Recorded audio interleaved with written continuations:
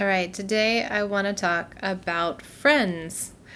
One of my favorite songs, or I guess one of my favorite artists, still remains the Beatles. And one of my favorite songs of theirs is I'll Get By with a Little Help from My Friends.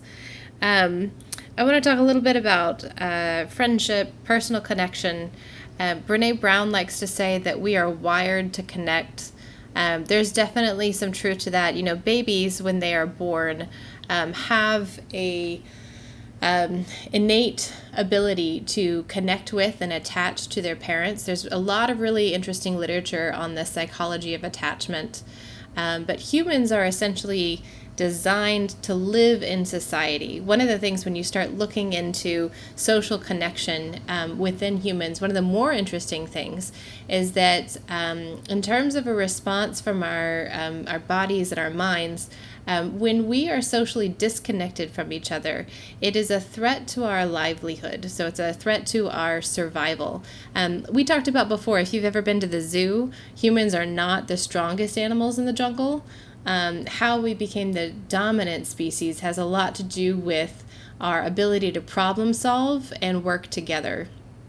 There's some really interesting evolutionary theories about, the humans who were able to, the form of Homo sapien who was able to survive in social groups, survived a variety of worldwide pandemics that wiped out huge sections of the population. And that is sort of how we got to the problem-solving humans being the ones who survived and set up cities and created civilization as we know it. So I wanted to talk a little bit about, your professional versus your personal network. Right now we are, going to work, we're interacting with our colleagues, and we might be seeing things a little bit more personally than we normally do, right? I get to see into my staff when we have our team meetings. I get to see into their houses, right? Because we're doing a WebEx, a chatting online, and I get to ask them about how they are and about each of their family members, and I get to know a little bit more about their personal life. And yet we have a whole other personal network as well. And when we talk about social support, when we talk about friends, I'll specifically talk about how we can be relying on each other at work. So what is it that we can do at work as colleagues? So, I will start with this idea of social support. One of my degrees is in health promotion and behavioral science, and one of the factors related to behavior science is that social support ends up being incredibly important. So we have, for a variety of reasons. So one thing is social support, having your colleagues, having your friends around, enables them to see things that you might be blinded to. If you've studied how our eyes work and how our brains interpret the signals from our eyes, you'll know that when we look, let's say we walk into a room and we scan the room. Our eyes don't actually tell our brains every detail of the information that they're processing. They just pick out the relevant information to give to our brains. And in the same way, when we get into a habit or a pattern of something it is that we are doing, we often cannot tell that we are doing it. So having friends or family, loved ones or colleagues tell you, ooh, I can see that you look like you haven't slept in a couple of days, even though you might be trying to appear normal on a webcam. It's always an adventure, isn't it? To see who's kind of in pajamas, who is in pajamas, but they've thrown a blazer on top of their pajamas.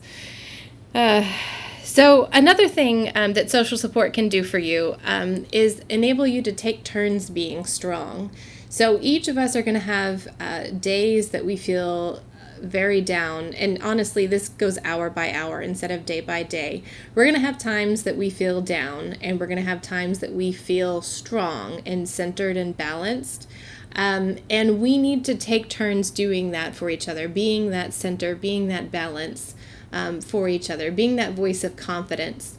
We'll need that more and more as time progresses, because each of us will take turns falling apart. There's an unprecedented amount of anxiety that's occurring, and our ability to cope with it and to absorb it, part of the process is going to be grieving things we've lost, like our normal routine.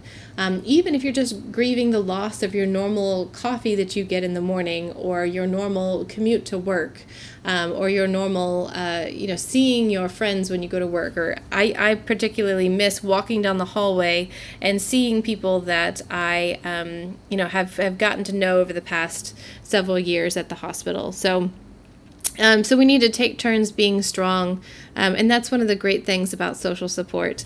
As I mentioned before, social support is really the key in behavior change science. So when someone, when we study people who are trying to make a health change, right? So they're trying to start exercising, or they're trying to start eating more healthy, or they're trying to lose weight, or they're trying to quit smoking.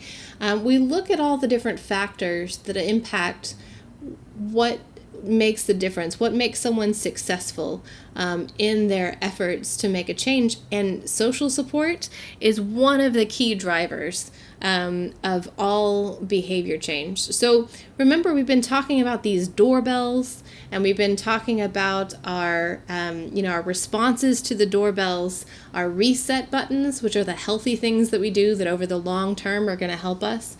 And then we talked about our soothers, which, that in the long term, they don't make a difference, but in the short term, they make us feel better. And then those red flags, that's what we talked about last time too, was those red flags that in the short term, they make us feel better, but in the long term, they're a problem.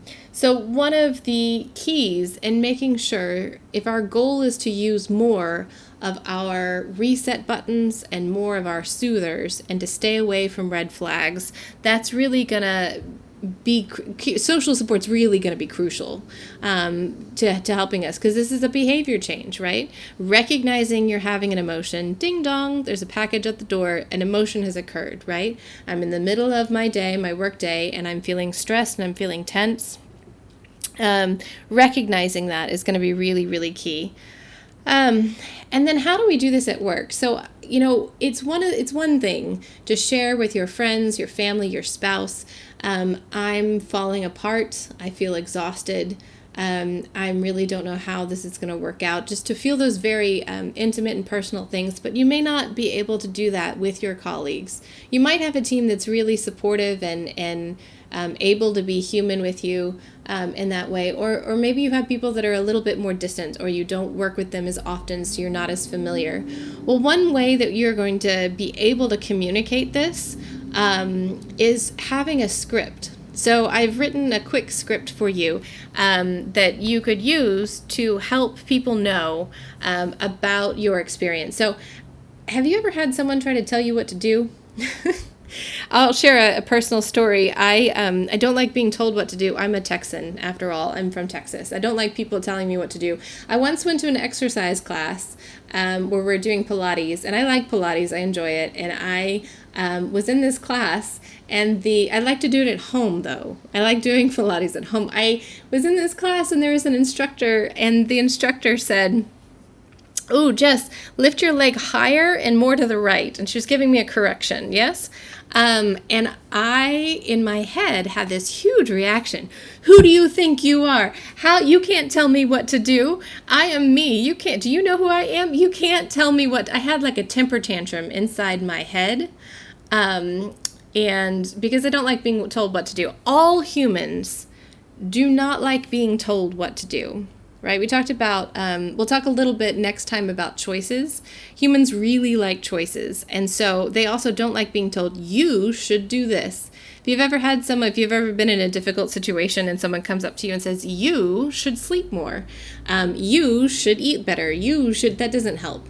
What helps is telling your story, telling about how it impacted you, telling about your perspective, right? That's a very valuable thing. So here's your script. Everything was really starting to get to me, so I blank, and it made me feel better. And you would share a story about you using one of those reset buttons.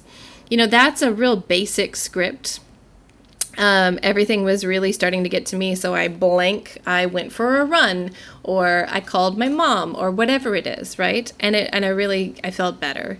If you wanted to get more specific and use some of these tools that we've been talking about, the reset buttons versus the red flags and the soothers, you could say something like, everything was really starting to get to me. And I noticed in the middle of the meeting that I had stopped breathing. I was breathing shallow and my heart was beating, right? One of those doorbells that we talked about. So for me, mine was clenching my fist, right? And, everything was really starting to get to me. In the middle of the meeting, I realized that my fists were clenched and my heart was beating. And I know when my fists are clenched or I'm, not breathing, I find myself not breathing deeply, I need to take a break. So I drank a glass of water. I put the meeting on a speaker and I went for a walk back and forth across the room. So sharing those stories about how you have done this is going to be incredibly valuable, right? And starting with I, if you've ever heard start with I, the phrase start with I, you're going to want to start with stories about you. All right, so we've got our doorbells. And we have made a list of our reset buttons, our soothers, and our red flags. And now your challenge is going to think about, for your doorbells, who are you going to share those with? Pick someone, right, to tell. So I'm going to share these with my friend from work, that if you hear me in that conference call, and I'm not talking because I've gone silent, and normally I talk, I want you to text me, right? Share one of those doorbells with someone. And then think about, who are you going to share your reset buttons, your soothers, and your red flags. So who is it that you're going to tell? I think I shared before about eating cereal in secret, right? If you're eating cereal in secret and that's your personal red flag, that's my red flag. Oh God, I love cereal. Anyways, if you're eating cereal in secret, and I know that that's my red flag, I've told my wife about it. She knows about it. So she knows to watch for me, to help me. Same thing with you. What are your red flags? Everyone has them, right? What behaviors do you know that you have gone into a place that's not helpful? Make a list to yourself of, who are you going to share your doorbell with, and who are you going to share your reset and your red flags.